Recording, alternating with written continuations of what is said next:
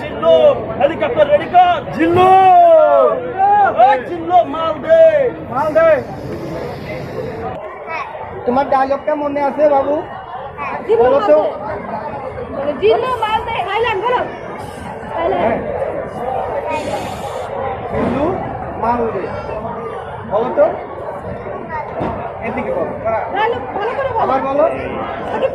Uncle আমার দিকে তাকাবা হ্যাঁ বলো বলো এবার এই জিল্লো মাল দে বলো জোরে। এই জিল্লু মাল দে এটা কার ডায়লগ হ্যাঁ এই ডায়লগটা কে দিয়েছে বলো সাকিব খান। সাকিব খান তুমি সাকিব খানের বন্ধু সাকিব খানের ছবি কেমন লাগে তোমার কাছে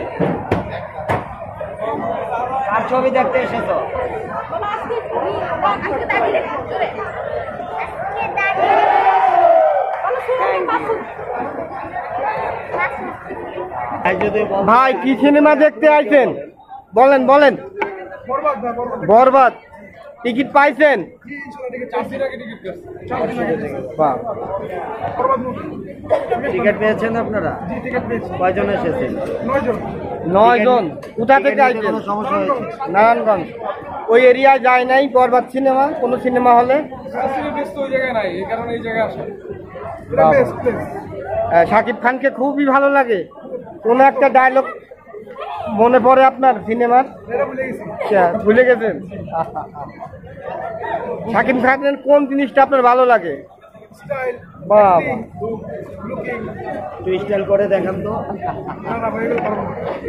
চশমা খোলেন আর হ্যাঁ হ্যাঁ এই তো হয়ে গেছে। এই তো চুপ।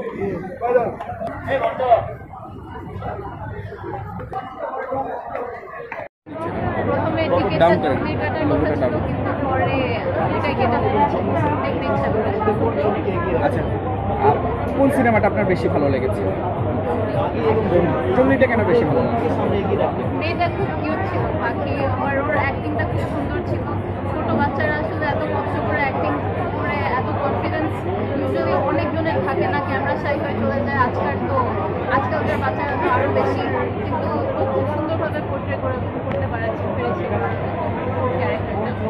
আর যে সিয়াম ওনার এক ক্যারেক্টার থেকে আরেক ক্যারেক্টার ট্রানজিশনটা খুব সুন্দর ছিল।